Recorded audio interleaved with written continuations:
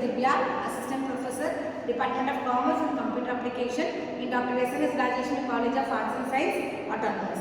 In this lecture video, we are going to cover is agriculture credit. The last video session, we have discussed the sources of agriculture. So in this session, we are going to briefly explain about how the source of agriculture credit is supported for the farmers. So we know already, based on the time and based on the purpose, based on the security, based on the lender and based on the borrowers, how the agriculture creditors working process is happening for the between the farmers or between the lenders and the borrower. First we will see based on the time, because we know the agriculture credit, the meaning is a certain amount, certain condition, certain purpose by return back to the purpose of getting interest. This is the agriculture credit, right? So based on the time, because I believe some person and the farmer is asking the money and I believe the person and giving the money, I should know how much the period he is going to return back the amount for me.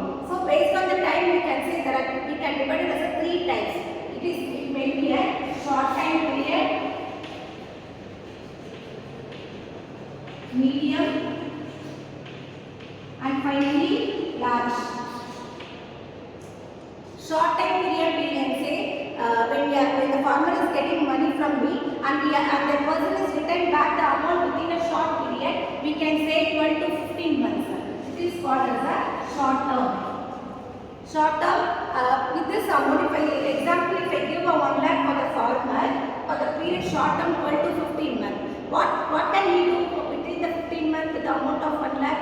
He can cultivate a few crops, right? Or he can buy a limited technical process like machinery he can buy and he can utilize it in the farmer support. So within the short period, when he are getting money for 12 to 15 months and he is using that money for the cultivation purpose or purchasing a machinery like this, it is called the short time period. And it is a medium, you can see it is a 15 to 5 years. 15 to, that is more than 2 years to 5 years.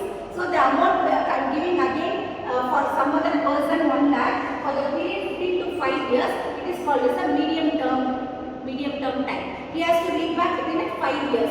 So this 3 years, what can the farmers can do? He can purchase. So the medium term is 15 to 5 years.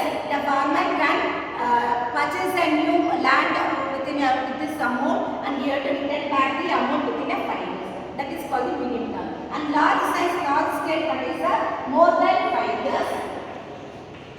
It may be extend to 10 years. So with this, what can the farmer can do? They can purchase a new land, or they can purchase a new technological inputs to use and develop their cultivation process. This is the process of time. So with this short term, medium term or the long term, the farmer can buy the amount and they have to return back with the interest, certain amount, with a certain purpose, with a certain condition. It may be short term, medium term or long term. They have to return the amount with the type of interest also. That is called the based on time. And next one is the based on purpose. We know the certain condition is that they have to return back maybe 3 years or 5 years or 10 years. The certain purpose is that there are four, again it is divided as a 4 concept. It is an investment concept, or it may be a marketing purpose, or it may be a consumption purpose. So based on the time we can get money from the person and we are using it may be an investment purpose if I invest in the amount for the seasonal benefit, like we can say Diwali. So what is the main, for the Diwali what we are doing? Regularly we are using crackers. So it is seasonal. Likewise the farmer knows based on the spring season, they are cultivating their crops and they will get the amount, that is the investment.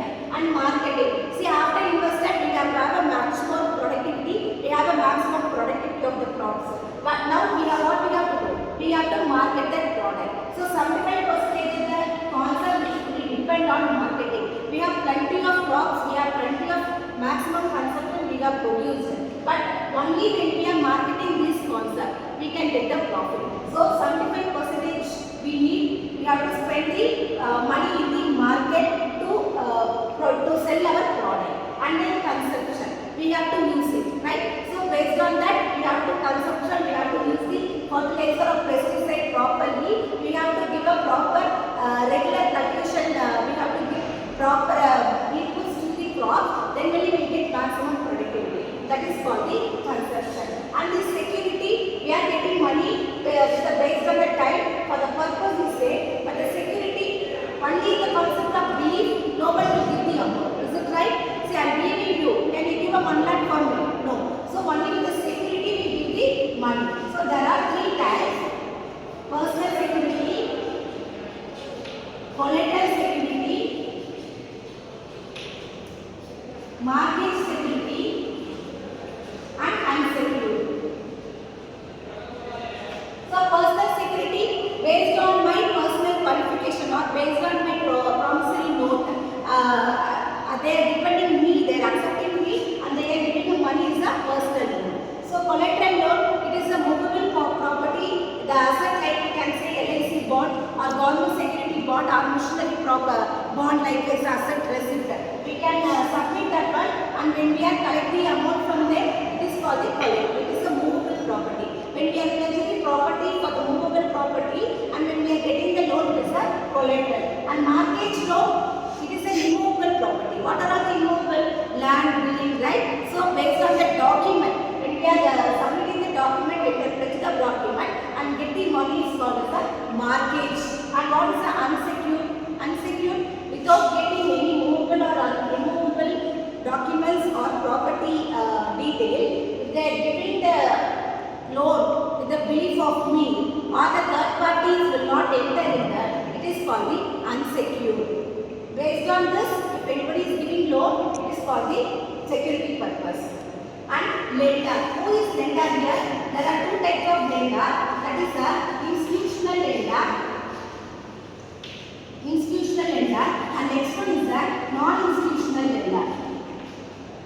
So we all know non-institutional lender, it may be my money lender, or it may be my friend or a relative, agent, broker, someone whoever it may be.